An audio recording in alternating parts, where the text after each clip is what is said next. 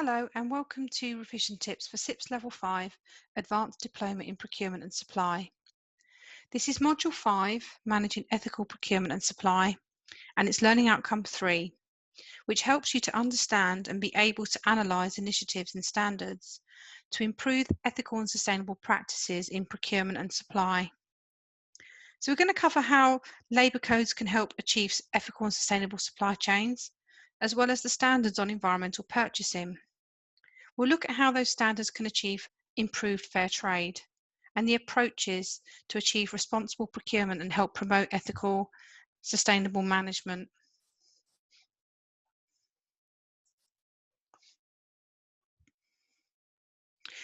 So the International Labour Organization is an agency of the United Nations.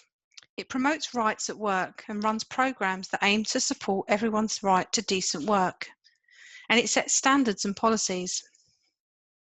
The ILO has 10 principles that cover 4 areas, the first being freedom of association. And this is the right for employees to form, join and leave a union.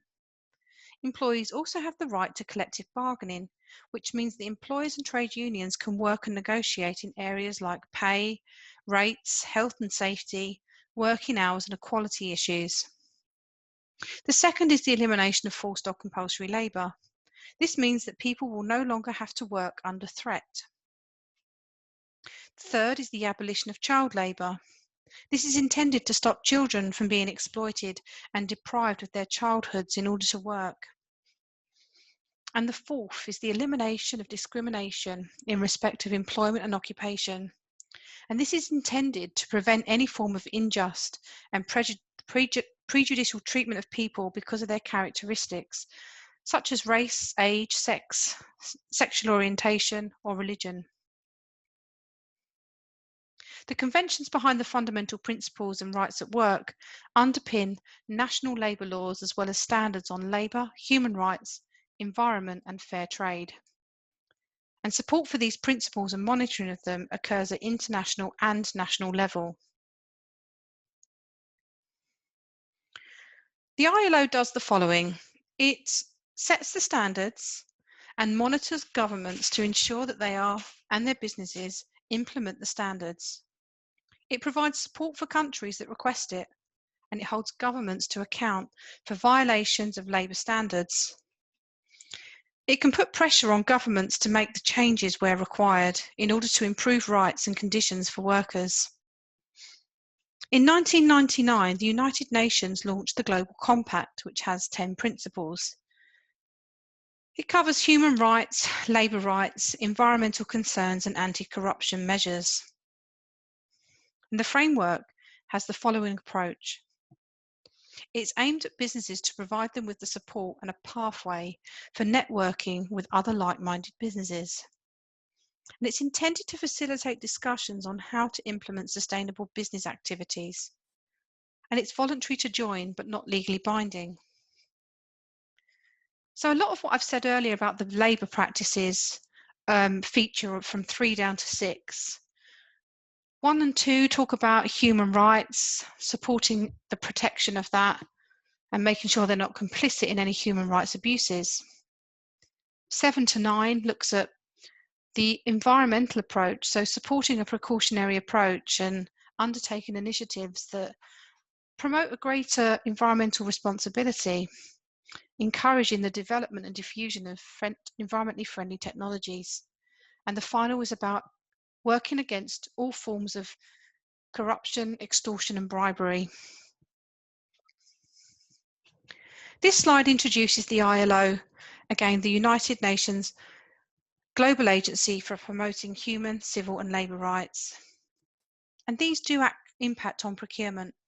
The idea being that buyers should purchase from suppliers that conform to the above objectives that you can see on the screen.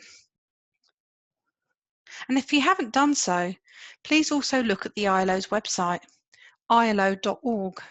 It has lots of information and it's very thought-provoking in terms of its resources.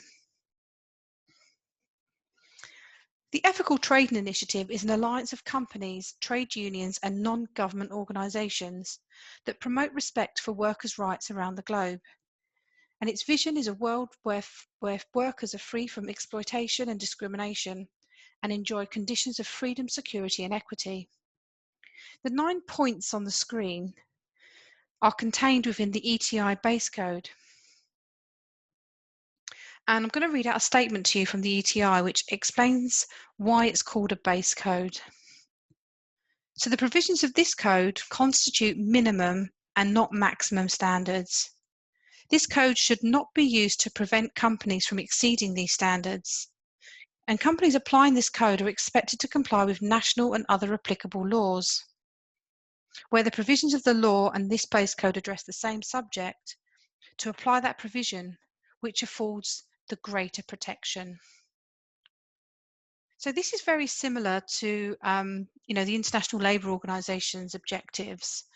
I guess the only additional ones that perhaps that one doesn't address is number 1, the employment must be freely chosen. Living wages need to be paid at number 5. Working hours are not excessive at number 6. 8, regular employment to be provided. And number 9, no harsh or inhumane treatment should be allowed. Now, the Wine and Agricultural Ethical Trading Association drives a proactive, world-class and sustainable ethical trade programme for the South African wine industry and aligned sectors. It's also a globally recognised ethical auditing body that's registered with the Global Social Compliance Programme. Now, the organisation's ethical code of conduct serves as a rigorous framework through which its members and its supply chain is monitored. Social audits serve as a primary monitoring tool to measure not only legal compliance with South Africa's labour and occupational health and safety legislation, but it also goes beyond compliance requirements to ensure that the company's management system reflects sustainable ethical principles, policies and practices. So on the left-hand side, you'll see some of the things that's included in their standards. And again, a lot of them are very, very similar. But for this particular industry, they want something called housing and tenure security so that they can, live on the places where they're extracting the raw materials or the agricultural work to make the wine. But ultimately, everything else is very similar to the others. Now, South Africa have an international certification standard, SA 8000, and that encourages organisations to develop, maintain and apply socially acceptable practices in the workplace.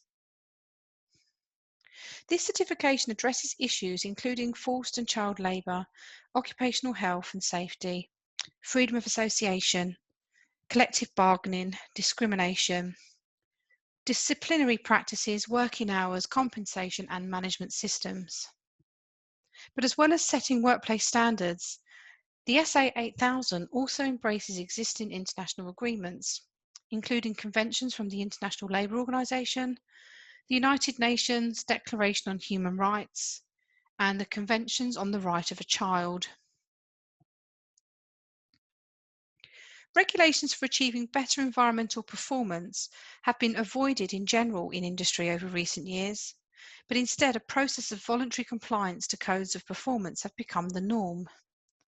The 2 systems of environmental management most commonly used are ISO 14000 and the EMAS, which is the Eco Management and Audit Scheme. Innovative firms choose the environmental management system as the firms are also better at other aspects of innovation, and they show better profits as well as improving the common good through reduced environmental impacts. Now, the International Standards Organization, ISO, is a non-governmental independent body. It represents over 160 different standards. It sets and promotes the international standards that can be used voluntarily to provide specifications for goods and services, and for the way in which organisations operate. There are regular reviews of those standards, and they provide technical assistance and training for developing countries that need support in adopting the standards. but it does not perform the audits that lead to the organisation being certified. This is done by auditors that operate independently of ISO. So 14001, the key ISO standard for environmental management systems. It lays out the framework for environmental management systems that any organisations can adopt, asking them to consider the environmental impacts that they have in areas such as waste, air pollution, water pollution, use of chemicals, climate change, and efficient use of resources. It specifies the requirements for an environmental management system that an organisation can use to enhance its environmental performance. And it's intended to be used by organisations seeking to manage its environmental responsibilities in a systematic manner that contributes to the environmental pillar of sustainability. But not only that, it helps an organisation achieve the intended outcomes of its environmental management system, which provides value for the environment, the organisation itself, and any interested parties. It's consistent with the organisation's environmental policy and intended outcomes, including enhancement for environmental performance, fulfilment of compliance obligations, and achievement of environmental objectives. And the ISO 14001 standard emphasises continuous improvement through the Plan, Do, Check, Act process, which you can see on the next screen. So this is a model for carrying out change. It's an essential part of a lean manufacturing philosophy and a key prerequisite for continuous improvement of people and processes. First produced by Walter Stewart and later developed by William Deming, this cycle became a widespread framework for consistent improvements in management and now in environmental standards. The Plan, Do, Check, Act is a simple four-stage method that enables teams to avoid recurring mistakes and improve processes. A criticism of ISO 14001 is that organisations have been accused of implementing the standard purely as a form of greenwashing and without any real intention to improve their operations. And greenwashing is the practice of making false statements, including the use of marketing purposes that make organisations appear more environmentally friendly than what they actually are. So the European Union's Eco-Management and Audit Scheme is a management system that allows organisations to review their environmental performance, report on it, build continuous improvement into their operations, and it was set up by the European Commission, but is considered to be a global standard, I guess, or global scheme in terms of its nature. It's not industry specific either. So it builds on ISO 14001 standards in a number of key ways.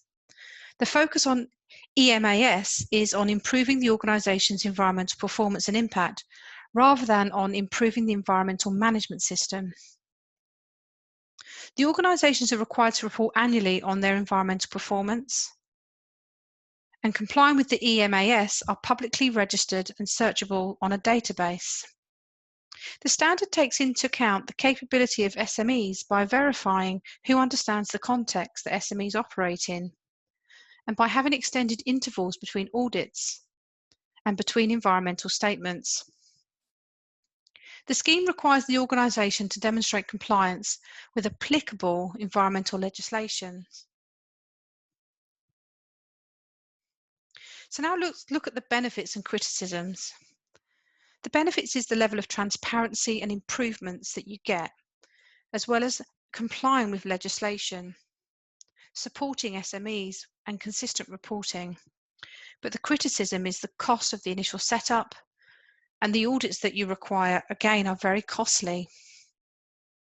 It's less internationally recognised than ISO 14001 and the criticism of greenwashing.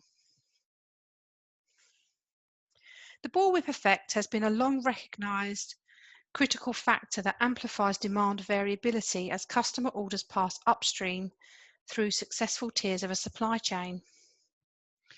Like customer demand, environmental requirements also change significantly at times and are passed along the supply chain to varying degrees, suggestive of what is termed the green bullwhip effect. First, ratcheting demand to better environmental performance are passed upstream through successive tiers with significant variation.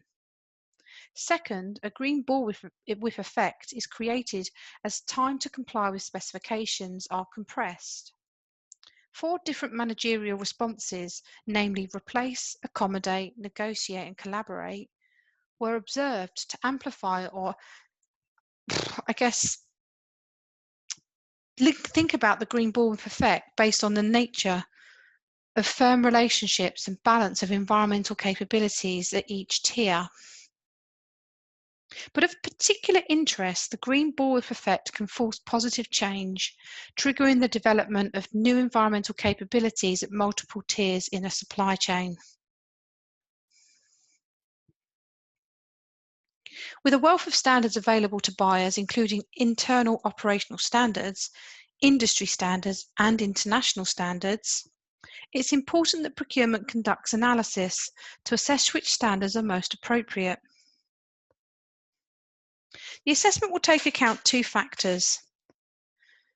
The level of environmental interest downstream in the supply chain. This refers to the importance of environmentally correct products and services to the customer or the consumer. And the level of environmental risk upstream. This refers to the number and degree of potential environmental risks from suppliers and supply routes upstream in the supply chain. Environmental risk at strategic level relates to the products and services that have a high level of environmental risk and interest. These will require high levels of recognized standards like ISO. But environmental risk at tactical level relates to products or services that either have a high level of environmental risk or interest, but never both. One will relate to the upstream and one will relate to the downstream. These will require appropriate levels or standards, probably related to the industry. But environmental risk at operational level relates to the services or products that carry low levels of environmental risk or interest, and these can make use of local or company standards. The World Fair Trade Organization is the home of fair trade enterprises. It spreads across 76 country members, and they're verified as social enterprises that practice fair trade. To be a World Fair Trade Organization member, an enterprise or organization must demonstrate they put people and planet first in everything they do. We are democratically run by our members, and this is their global community. The World Fair Trade Organization focuses on both social enterprises and fair trade. Its guarantee system is the only internationally verification model that focuses on social enterprises that put the interest of workers, farmers, and artisans first. Fair trade enterprises exist to put people and planet first. This means that pioneer solutions to broader issues like overuse of natural resources, women's empowerment, refugee livelihoods, human rights, inequality, and sustainable farming. And they support organic agriculture, adopting a circular economy production process that generate new models of social enterprises and create new ways to champion the dignity of workers, farmers, artisans, and communities around the world. Now, rising inequality, entrenched poverty, and a deepening ecological crisis have mobilized the global community to seek new models of business and trade that drive fair and sustainable economies. Over many decades, the fair trade movement has developed and implemented a range of models that serve as an experiment in forming the broader economy. The International Fair Trade Charter enshrines the common vision and fundamental values of the fair trade movement to put us on a path of realizing the Sustainable Development Goals. Rising inequality, entrenched poverty, and deepening ecological crisis have led the global community to seek new models of business and trade that drive fair and sustainable economies. The 10 principles of fair trade specify the ways that fair trade enterprises are set up and behave to ensure they put people and planet first. And they carry out verification and monitoring to ensure these principles are upheld. So they must demonstrate poverty reduction through trade forms, which are a key part of an organisation's aims.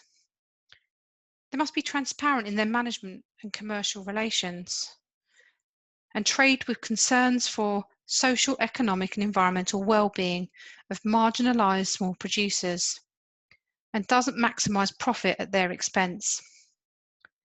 A fair trade payment is one where it has been mutually recognised and negotiated and agreed by all through ongoing dialogue and participation, which provides fair pay to the producers. The organisation adheres to the UN's Conventions of the Rights of a Child, national and local laws on the employment of children.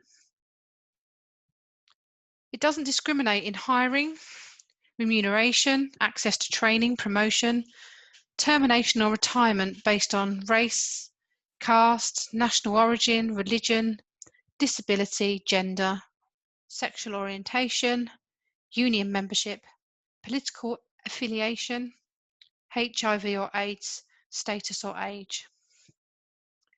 It must provide a safe and healthy working environment for its employees, and it should seek to increase positive developmental impacts for small marginalised producers through fair trade, and raise awareness of the aims of fair trade and the need for greater justice in the world through fair trade. And an organisation which promotes fair trade products maximise the use of raw materials from sustainably managed sources in their ranges by buying locally where possible. The Fair Trade International, or FLO International, develops and reviews fair trade standards and assists producers in gaining and maintaining certification and in capitalising on market opportunities on the fair trade market. To ensure the transparency of the system, the standards were developed and reviewed by the FLO Standards and Policy Committee, in which FLO members, producers, organisations, traders and external experts participate. So FLO-CERT ensures that producers and traders comply with the FLO fair trade standards and that producers invest in the benefits received through fair trade in their development. Operating independently from any other interest, it follows the international ISO standards for certification bodies.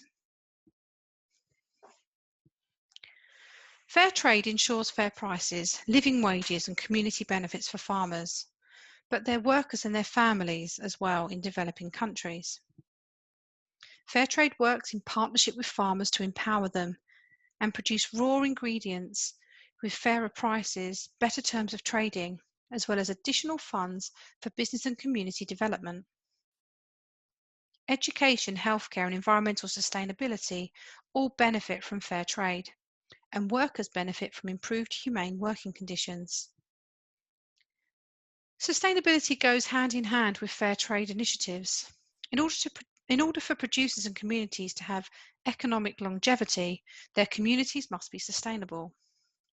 Cocoa, tea, coffee, sugar and cotton are well known for the established fair trade industries, and in the beauty industry, shea butter, coconut oil, Brazil nut oil and argan oil are some of the ingredients which can be sourced by fair trade producers.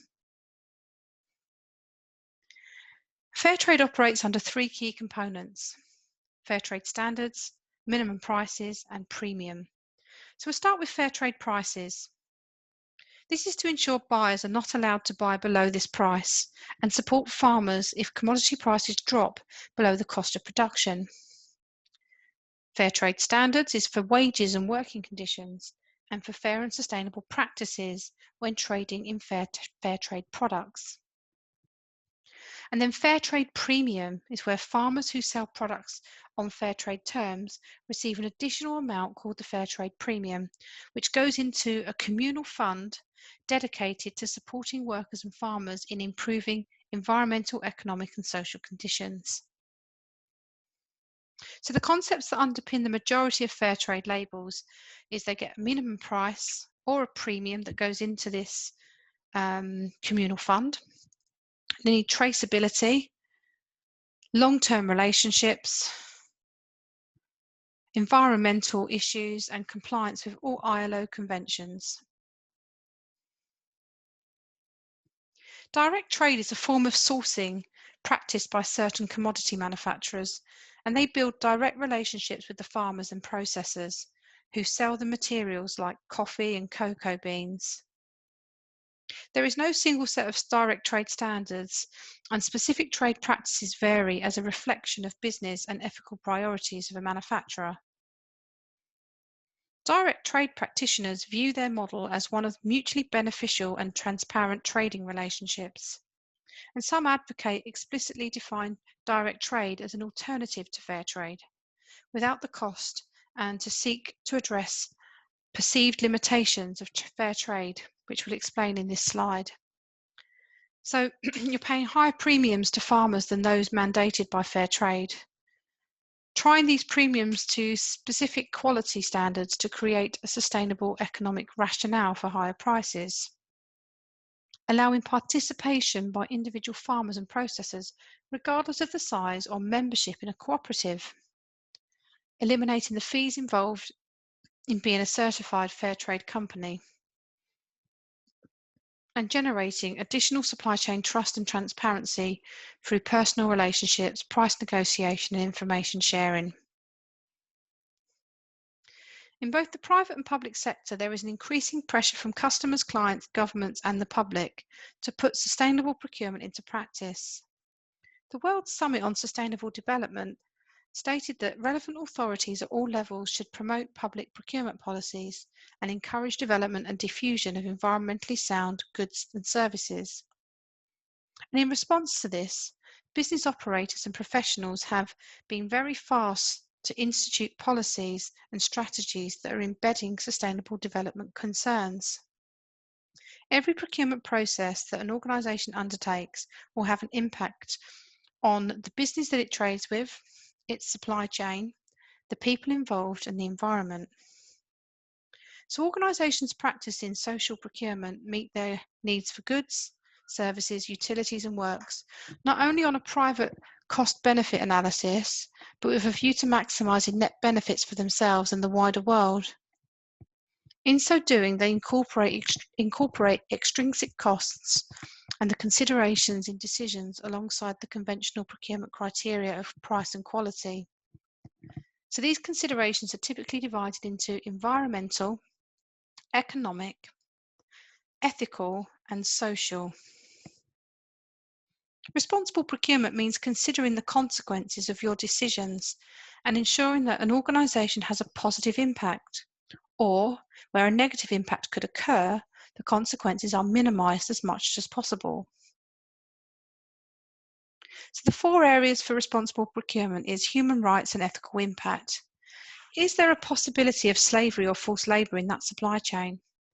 Are people within the supply chain forced to work in unethical or unsafe conditions? From an environmental impact perspective, are there alternatives for producing the products using the basic principles reduce, reuse, recycle? What are the environmental impacts of the goods or services throughout the supply chain? And what are the end-of-life options? Economic impacts. Are all areas of the supply chain getting a fair price for the work they do? Will the organisation's requirements mean that suppliers potentially have to act in an unethical or illegal manner? And from a social impact perspective, what are the social consequences of procurement process? Could offsetting result in people being made redundant or other companies being forced to close? Could the procurement process have social benefits such as job creation or people being trained for new skills?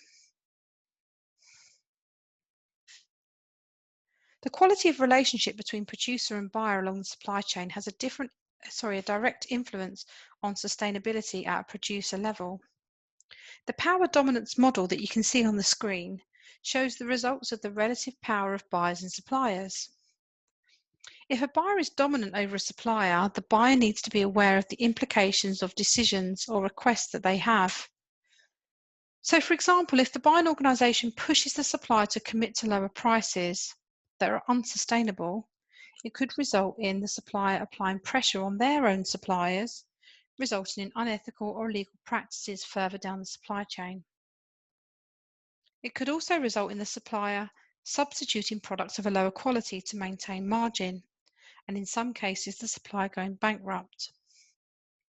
An improper use of power by the buyer over a supplier can result in trust between parties being broken or not developing, an unsustainable contract, and reputational damage or any legal consequences if the buyer behaves unethically. So to prevent the misuse of power, the buyer should ensure suppliers have all the information they need, consider the types of margins generally in place in that industry, and check whether the requested requirements are reasonable. Now, both a monopoly and a monopsony signify conditions in which a single entity can influence what could otherwise be a free market operating under the laws of supply and demand. The difference between the two lines is the thing between singularity or singular control. In one case, the supply of goods or services, in the other, the demand for items or the market for them. So to put it another way, both terms refer to there being a single dominant force in the marketplace that disrupts the usual buying-selling equilibrium. An individual seller controls the market is a monopoly, where a single buyer dominating the market is known as the monopsony. The difference between oligopsony and oligopoly is that an oligopsony is an economic condition in which there are a small number of buyers that exert control over the market price, while an oligopoly is an economic condition where there is a small number of suppliers exerting control over the market or commodity. So procurement professionals must balance the competing priorities of the organisation stakeholders. There are 5 priorities that may cause conflict between the stakeholders: cost, quality, speed, dependability and flexibility. So cost is about the ability to produce at a low cost, a low price. Quality is about the ability to produce in accordance with the specification and without error. Speed is about being fast and the ability to do things quickly in response to a customer demand, offering shorter lead times between customers and products and services. Dependability is about being on time. So it's the ability to deliver products and services in accordance with the promises you've made. And flexibility is the ability to change and operate flexibly over 4 aspects: change the volume of the products, the time taken to produce it, the mix of products or services, and the ability to innovate. This also shows the competing priorities between departments, but can you think of which one apply to which? Which would be more important for the production department? What about finance? What about sales? Now, business risk can be reduced through the implementation of ethical procurement. Operational sustainable procurement can ensure the responsibility of using resources is suggested by giving options and alternatives where resources can be engaged unsustainably. So sustainable procurement also involves developing closer relationships with suppliers, and that can help anticipate risks and emergencies and understand the implications and improvements across the supply chain, but also secure supply through better planning.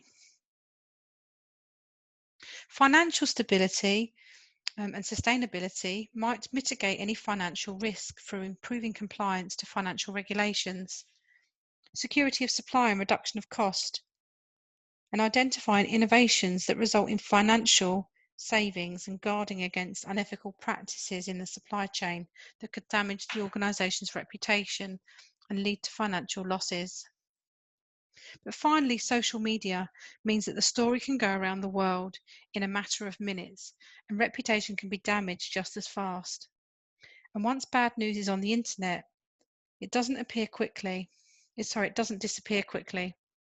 So having sustainable policies and practices in place help to guard against making business decisions that have long-lasting repercussions for your organisation. Thank you for watching.